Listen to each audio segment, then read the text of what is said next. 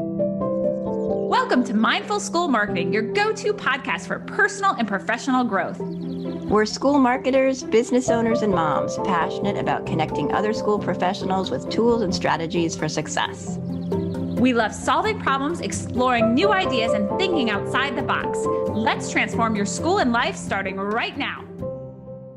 Transform your school's admissions and marketing with Inquiry Tracker, the ultimate solution for managing inquiries seamlessly. Discover how you can make your admissions process more efficient and effective with this leading solution. Welcome to Mindful School Marketing. I'm Tara Clays.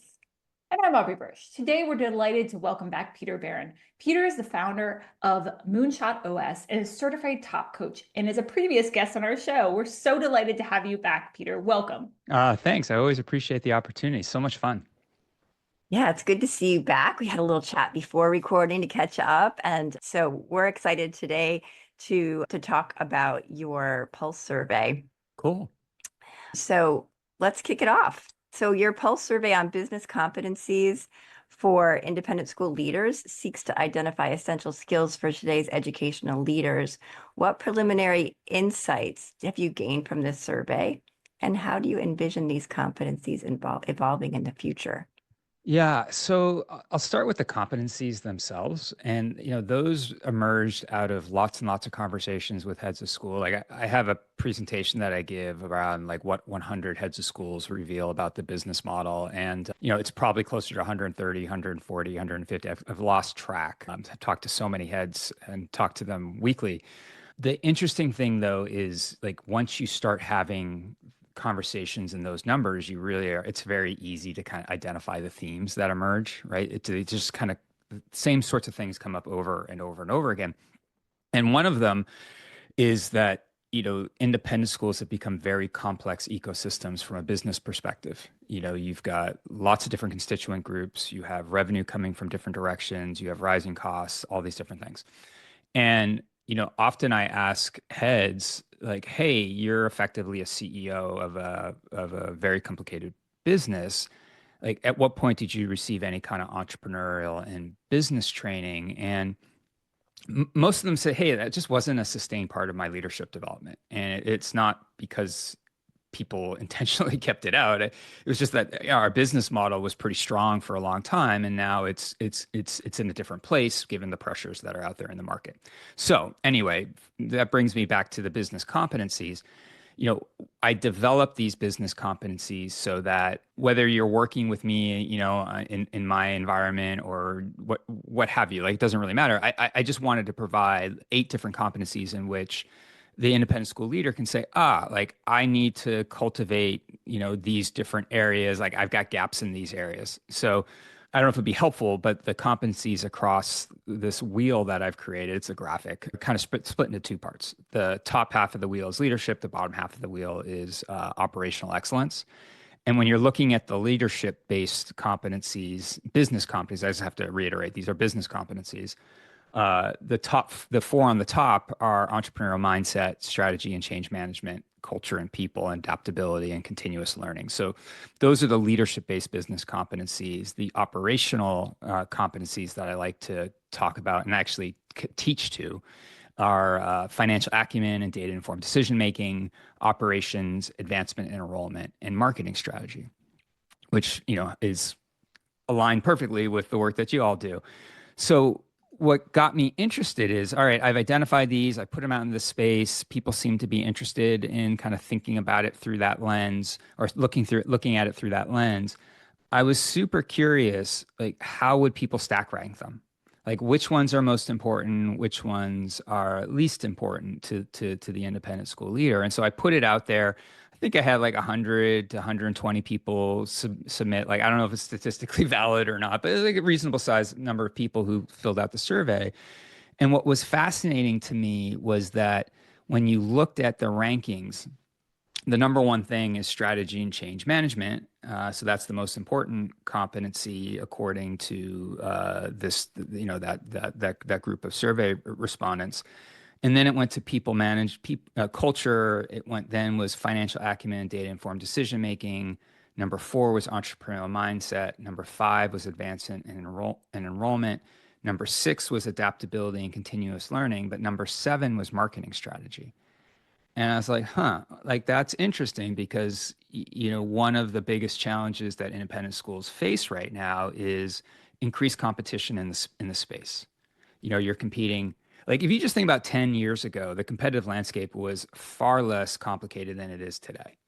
You've got not just public schools that are fighting very hard to retain those tax dollars, right? They don't want students leaving the system because, they're funded based on students enrolled.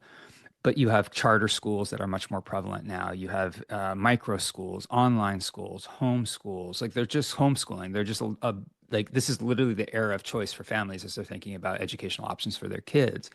So what that's meant is, as schools, we've had to be more competitive in terms of trying to raise the level of programming that we offer and services that we provide and all these different things. It also means we have to be really good at differentiating from the competition so we stand out. And so knowing this and knowing that this is a conversation that I've had with so many heads of school, I actually just wrote about it today on LinkedIn. Like, then why was marketing strategy number 7 if like differentiation and competitive positioning is so critical? And it just was like this disconnect. And anyway, I just thought it was fascinating. And I have some ideas, but they're just ideas. I don't have anything like rooted that says this is the reason why. But I do feel like there's a opportunity to think about marketing in a different way. First off, that's fascinating. And I couldn't believe as you were listing them off, I'm like, where's marketing falling? Where Yeah, at the towards bottom. the bottom. Yeah, second to the bottom. Yeah, Second to the operations was bottom. 8th, Oh, marketing was 7th. Yeah. okay. Yeah, interesting. So, I mean, I'm curious, like, what does that mean for our space then? So if these are the competencies ranked, right? Like, what is your take on like what this means for those leaders in our school? Like, does it mean that they, are going to need to kind of understand these other elements that they've ranked lower but are still important for their job? Like, how do you see this, in terms of conversation with leaders? Yeah, I think it's important to note that, anytime you ask people to rank things, they're going to be winners and losers, right? It doesn't mean that one is less relevant than the other, but certainly, what I take away is kind of like order of importance. All that said, I'm not terribly surprised that marketing was towards the bottom of the list. And, I've seen this kind of I've seen this materialize in different ways over my career. If you go back to like the mid, like 2004, 2005, 2006, like I literally remember having conversations with people that said, we cannot say the word marketing at our school. It's considered a dirty word. And, the kind of sidestep to that was like, we're going to do communications, not marketing.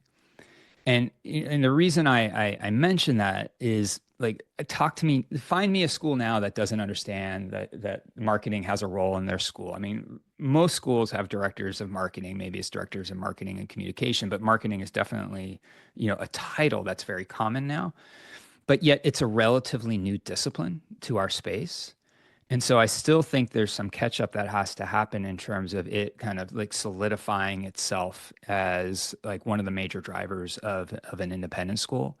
And I think the corollary to that is I look at educate like technology. And I remember at the very beginning stages of my career, you had an IT coordinator, but then over time, you have the director of IT, you have the director of academic technology, director, there's like all of these different roles and responsibilities that have emerged as it's become critical. And I think they've got like the technology side probably has like a 10-year head start on the marketing side, but most schools that I talk to, your director of technology reports to the head or sits on the leadership table. I don't know if that's necessarily universally true on the marketing side yet, although it's much more common than it used to be.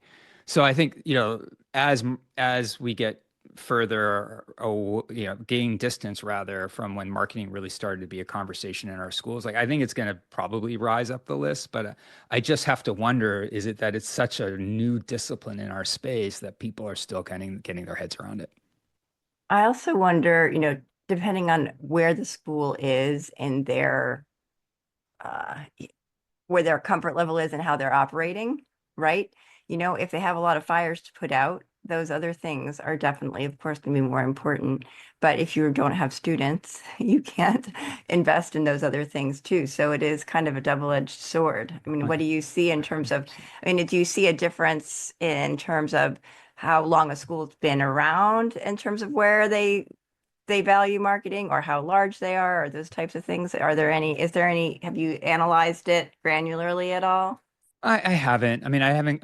This was like a pulse survey, right? So it was like a one or two question survey. So just kind of getting data at the top level to inform conversations. But, look, I think so often things that are important at a school are defined by the head of school. And if you have a head of school that is more marketing inclined, maybe they came through the enrollment office and, had done marketing work through that position.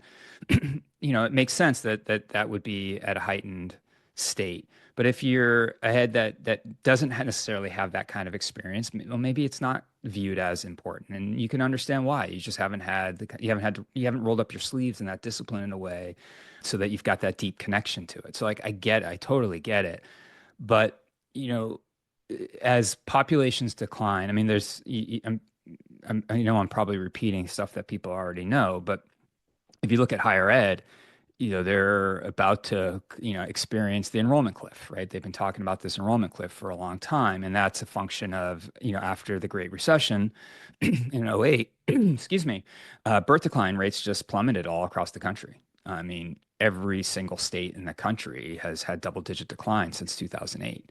Now, if you're in Florida or Texas, that's been offset by migration patterns, people moving in. But for most states, it's a thing.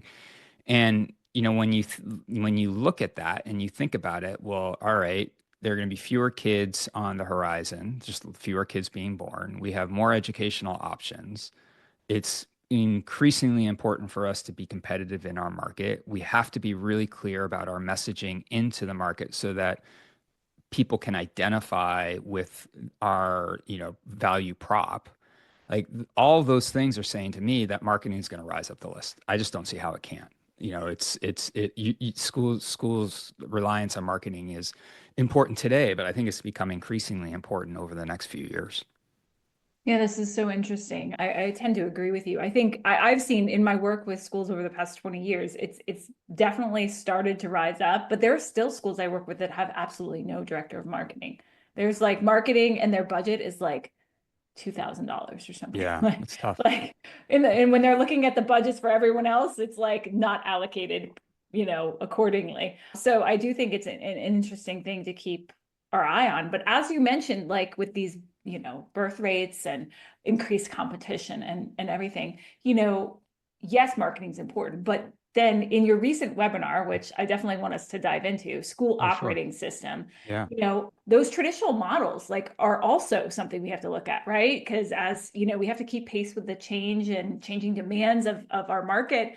What core elements do you believe are essential for building a modern and sustainable school operating system? Yeah. Well, I think it starts with your vision, right? Like, where do you aspire as an organization to go to? And that's typically something that gets defined in your strategic plan. And maybe it's a 5-year vision, a 10-year vision. It really depends on, what time horizon you're using.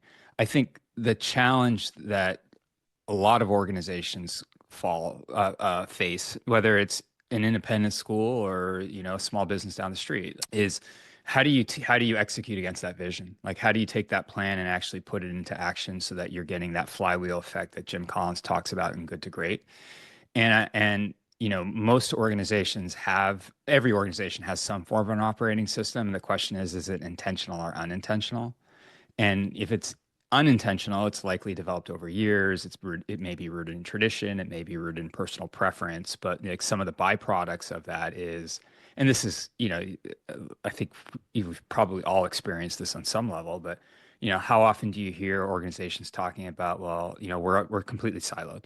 This office doesn't talk to that office. We're doing our thing. They're doing their thing. And at the end of the day, if when you run an unintentional operating system, it can create inefficiencies. It makes it hard for you to gain traction. And then, the strategic plan, like the old adage is, it goes on the desk, on the shelf to collect dust, right? And you don't want any of that. Like that's not good for the organization. what I'm trying to help schools understand is that you can be very intentional about this. You can take this vision that you've created in your strategic plan and then think about, well, how do we operationalize that into a 3-year plan? How do we then operationalize that 3-year plan into achievable 1-year goals? And then how do we take those goals and then break them down into 90-day sprints so that we're being very focused in terms of making progress towards that long-term vision? Where it really becomes incredibly important is thinking about, well, all right, we know where we need to be in the next 90 days, but are we tracking the right KPIs? And how are we organizing our time together in the form of meetings so that we're actually oriented to this sort of growth? And like this is all stuff that when you piece it together, it makes a lot of sense, but yet it's not something that we're typically taught. Like it's not like this is a something that is how often do you go to a conference and somebody teaches you how to run a meeting? Like it just doesn't really happen, right? We just kind of take it for granted, but yet all of these components when put together allow you to stay very rooted towards that vision and making sure that you're achieving success in these 90-day increments so that you can get to those 1-year goals and be that much closer to your vision based on, being very intentional about how you organize your people, your processes, and your tools. Yeah, I want to talk about right now and where we are right now with uncertainties and kind of tie in marketing and operating system Yeah. together. So, private and independent schools are navigating quite a bit of uncertainty. You referenced some higher education as well, right? From shifting executive policies and economic instability, all the job losses that are going to Yeah. be impacting all of this stuff too. So how do you see schools preparing for these challenges or responding to them? And what what kind of steps can school leaders take proactively at this point to build resilience during these times where it might be some economic volatility, some policy volatility, and how that is related to the operating systems as well? Yeah, that's a big question, right? It is, yeah. Yeah. Look, I, I don't claim to have all the answers, right? I'm not that smart. But what I do always advocate for schools is to be very intentional about managing your costs. So making sure that you're spending money the right way, and then making sure that the revenue side of the house is diversified and strong. And what I see, where I see a lot of opportunity is for schools to invest in auxiliary revenue. So I've done a lot of work with my friends over at Spark. They're the auxiliary revenue folks. They're really good at what they do.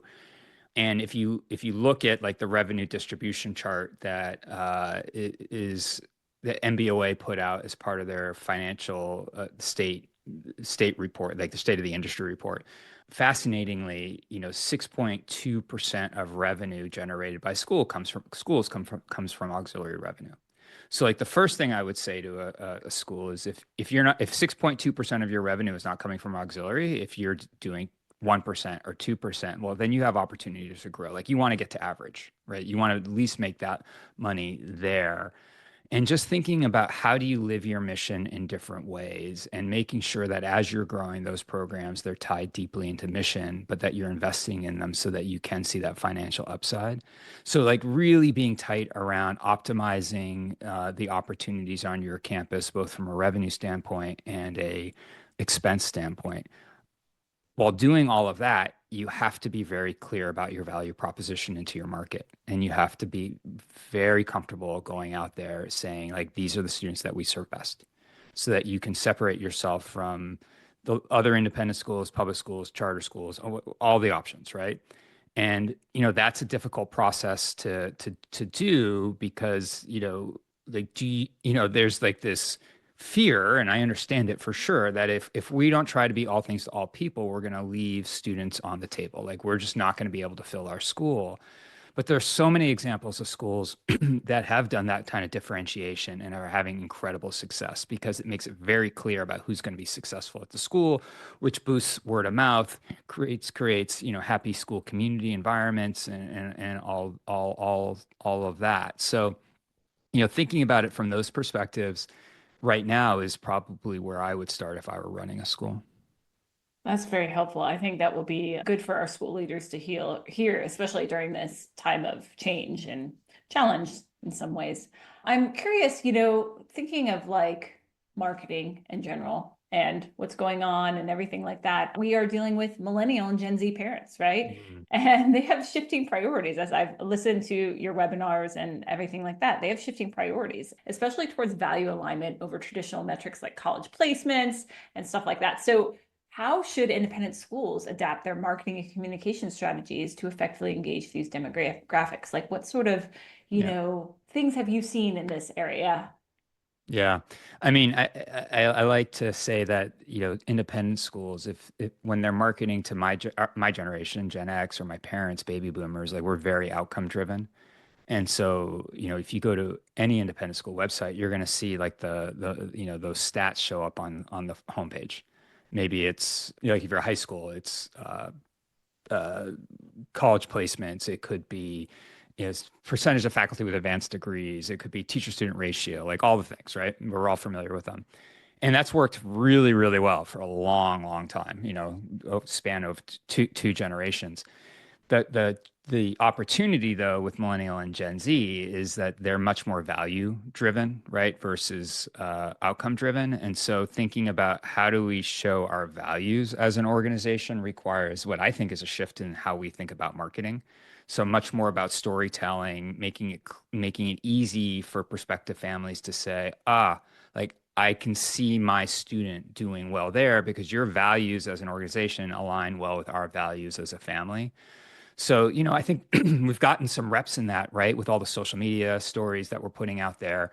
But thinking about how do we take that kind of vibe and then translate that and weave it into our websites too, I think is going to be critical, or print materials or whatever it may be. That storytelling component, I think, it offers a lot of upside for independent schools as they're marketing into their families. But I'm curious, like from your perspectives, I mean, you guys work with a lot of schools too. Like, what are you seeing? I'm super curious about that. I would definitely say for especially I work with a lot of small independent schools, and they're seeing as these families are coming through, especially it's not only the millennial parents, it's also and the Gen Z parents, it's also the students too are coming with their own perspectives of, what do they value in a school? And if a Mm. school hasn't done a great job of like really saying this is what we value and this is experience we're providing, then there's a disconnect, and the people aren't really connecting with the marketing, they're not connecting with the tours, and they're not considering that school as much. Because I do websites and I don't really get into the weeds of a lot of these other things except in casual conversation from time to time. But what I've noticed is when schools reach out to me for websites, they are often trying to pivot their website to be even more focused on prospective families, that's becoming more, they are looking to grow their enrollment or replace their enrollment. So I'm seeing that much more, whereas it used to be more kind of like 50-50. We want to talk to our current families on our website as much as we are prospective families. I'm seeing a lot more requests for making a little bit of a pivot to have that emphasis change. And Yeah, I've also seen that shift too. storytelling. Yeah, for sure. And also storytelling, right, Tara? Because I've seen Yeah. like I storytelling mean, is that's, huge yeah, on yeah, all platforms, I think, because yeah, that's stories not do new. tell your values, right? Right. And I think they can convey a bit more of that.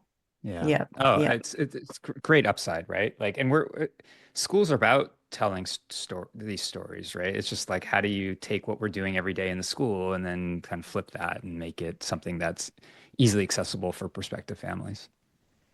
Yeah, that's so Yeah. intriguing. I'm curious, one of the hot topics that we hear schools talk about is tuition, right? Mm. Tuition is a huge, I mean, it's a factor for why a lot of families choose to attend your school or not sometimes, maybe why people leave, right? So affordability in general. The concept of tuition resets really has come up a lot, and especially in independent schools seeking sustainability. What are your thoughts on this approach, and under what circumstances might it be beneficial or detrimental? Yeah, first off, I got to give credit to Kevin Folan, who's the head of school at Providence Country Day.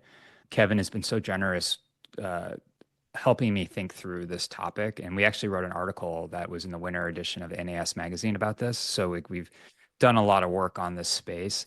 I think you asked the right question, which is when is it appropriate? And like figuring out what problem you're trying to solve before you engage in a reset is what I always advocate. Because you may be thinking you're dealing with a price issue, but you've really got to dive deep and do the research to understand if that is the pain point. Because if it isn't, then you're leaving money on the table, right? So first answer that question. If you do the work and you understand that, let's just take an example of, you use NAIS Market View, you look at all of the data around you're in your catchment area, you understand that there just aren't enough families who can afford your tuition price point. Great. If you've done that work and you've got that data, then to go to the next step. But I think where tuition resets can fall down is if it's just a matter of cutting your price. If you just cut your price, then you aren't necessarily putting yourself in an advantageous position, because then you run the risk of people saying, what's going on there? Are they in trouble? Are they just the inexpensive option and we're not going to get as much as we get at other schools? Like all those kind of questions start to pop up. However, if you do the price reset in combination with a series of other strategic moves, for instance, like how do you raise your value prop at the same time? Then all of a sudden the reset becomes less the issue in terms of like are they having issues. The reset then becomes, oh my gosh, this school offers incredible value at that price point, and I want to be part of it. So when Kevin and I when Kevin and I have talked about this publicly, like what they did was really smart. They did the reset, they did the research, they understood that if they reset it to a certain price, they would have 6,000 more families that would be available to purchase or to pay their tuition. All right, that's a pretty sizable population in a day market. At the same time of doing that price cutting, they also raised their value by implementing new programs.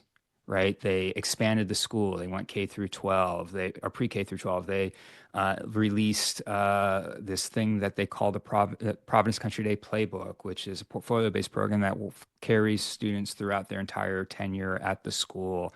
They launched online programs. They launched certificate programs to work with international students.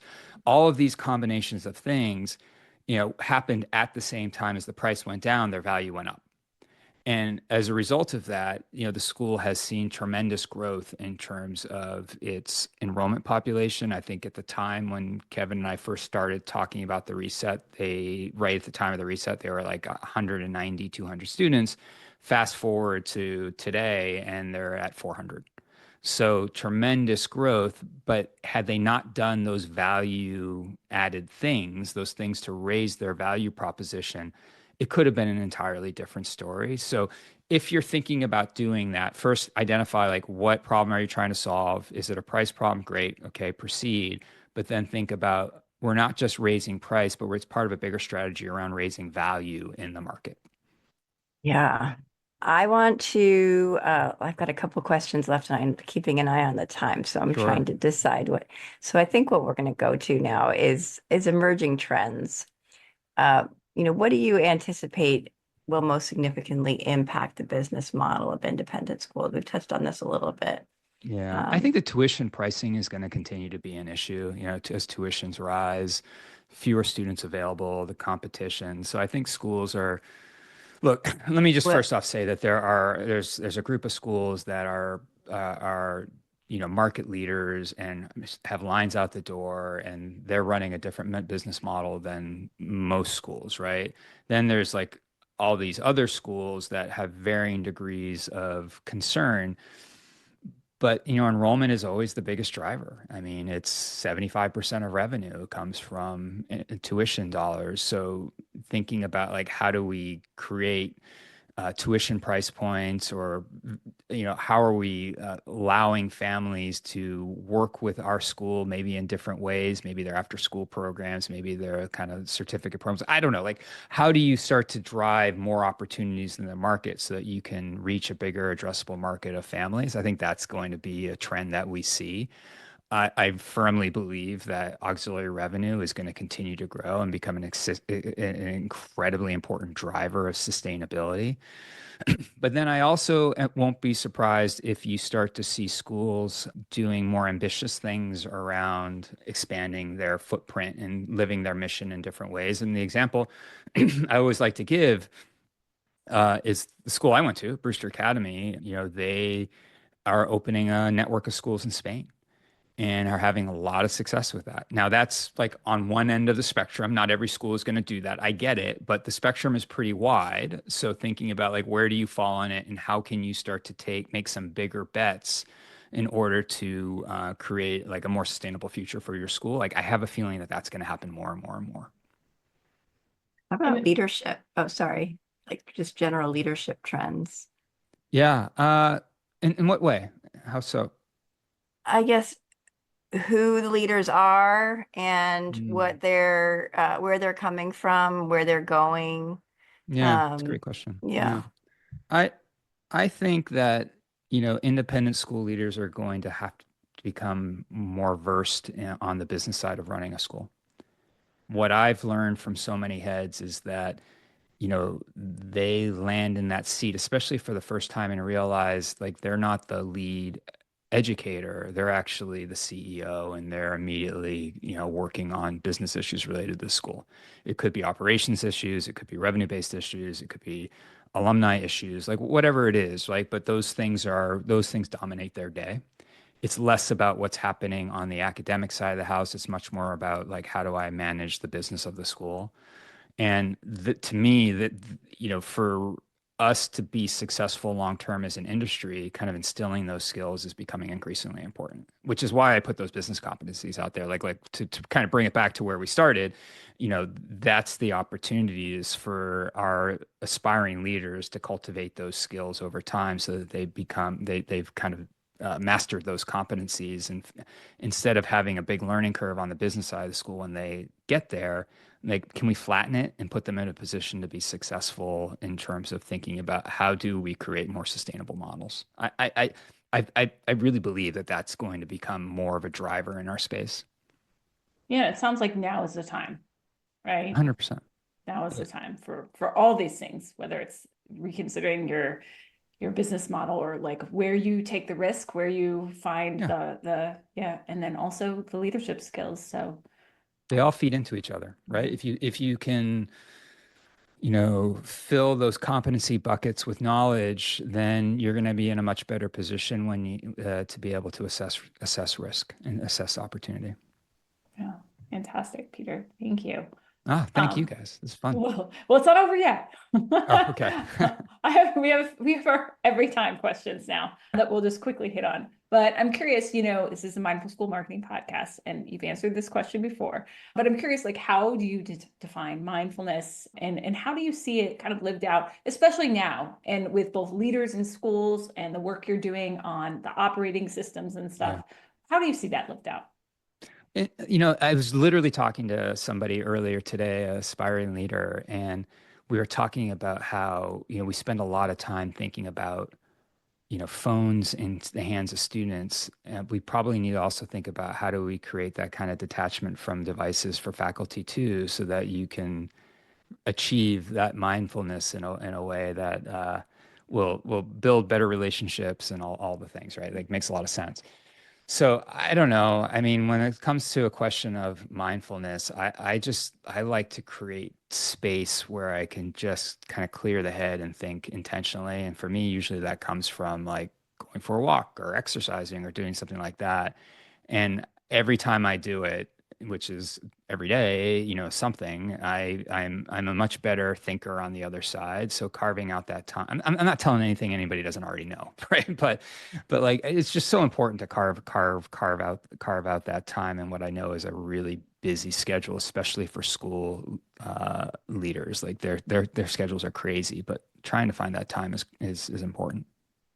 Absolutely. Yes. I'm too much multitasking. I know Yeah, most of us do that, even though you're not supposed to. I know the feeling. Yeah, Let's move on to some rapid fire questions and sure. focus. All right. So the first one is if you could, and I know we asked you this last time, so let's see if it changes. Mm. If you could put one book as mandatory reading in the high school curriculum, what would it be? Oh my gosh. Did you ask me that last time? What did I Yeah, say? I'm going to look it up right now. I'll look it up while you're thinking about what you're going to Yeah. answer. Yeah. Oh, you know what? I've got an answer for you. It's probably different than the last time. Have you read Kim Scott's Radical Candor? Like that would be a book in No. terms of like how do you deliver feedback and build relationships. And it's geared towards like employment and all that sort of stuff. But Tell candor me is again such an the important name. thing. What's it Yeah. called? Radical Candor. Radical Candor. Okay, the one that you said last time was building a second brain. Oh yeah, that's a good one too. Yeah. Yeah. Now you I have should a have said library. that. No, they're both good. They're both good. They're Yeah. both good. Double. Yeah, yeah. There you go. All right, I'm going to ask you the next question. I love seeing everyone's answers if we have repeat guests and like comparing them. It's so fun. Okay, so what is one app you couldn't live without? Oh gosh. Yeah. Work or personal? It's up to you. Yeah. Work, I would say right now is Notion. Kind of run my All right. entire business out of Notion. Personal would be, oh goodness, I don't know. I'll stick with Notion. The personal one, there are too many that I rely on. Yeah. Right. Last time you said reflect notes. So Yeah. you've I still use Reflect, but I've moved most of my business into Notion now. So a Notion. lot Yeah, I of my played note with taking Notion a happens in bit. there too. Yeah. Yeah, yeah, cool. All right. And then what are you reading right now? What am I reading right now? It's sitting, well, I'll actually show you. I'm rereading it right now because I just released a podcast with Tom Overson, but Leading Through Strategy. Hmm. So this is Tom Overson. He's a former head of school consultant for RG 175, and he just wrote this great book on how business principles can help independent schools thrive. And it's all about his experience as a head at River School. It's fascinating. It's a great read. It's a great read.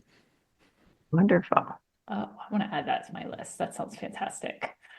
Okay, and last question. What is one great piece of advice you'd like to leave us with? One great piece of advice. That is like, I'm gonna put my dad hat on, right? Because my kids would be like, "All right, Dad, enough already." I think it's uh, it's being willing to be uncomfortable, like being okay with being uncomfortable. Like that's something we talk about in our house a lot. So that would be my advice. That is such good advice and dad advice too. It's total dad advice for sure. All I right, say it to my Dad, I kids get all the it. I get time. it. Yeah. I'm like, you Yeah. have to, it builds resiliency. Like, you got to be uncomfortable sometimes. I see it with my kids, and when they take those chances, the growth is amazing. Agreed. Same with Yeah. me. Like I gotta get, there are moments I gotta get uncomfortable, but you gotta do it. Yeah. Exactly. So Exactly. good. Thank you so Yay. much for joining us again, Peter. We Thank you appreciate both. it. Where Yeah, can you all people the find best. you online? Oh, moonshotos.com. You on LinkedIn, just look for Peter Barron. I'm pretty active over there. Those are two great places to get a hold of me. Hey, Terrific. thanks again, Peter. This was Thank awesome. you. We really appreciate you being coming back again to the podcast. Yeah, isn't that fun? Thank you for the opportunity. It's been such a blast. This episode is brought to you by Enquiry Tracker. We believe that every inquiry is an opportunity, and with Enquiry Tracker, you can unlock the full potential of your school's enrollment journey. Say goodbye to missed opportunities and hello to a streamlined admissions process that prioritizes efficiency and effectiveness. Discover the leading solution for school admissions and marketing. Visit inquirytracker.net to book a personalized demo today. That's inquiry with an E, tracker.net. Thanks for joining us on the Mindful School Marketing Podcast. We'd love it if you pop into iTunes and leave a review, 5-star preferred. Let us know how you like the show. It helps us improve what we're doing and helps others find us too.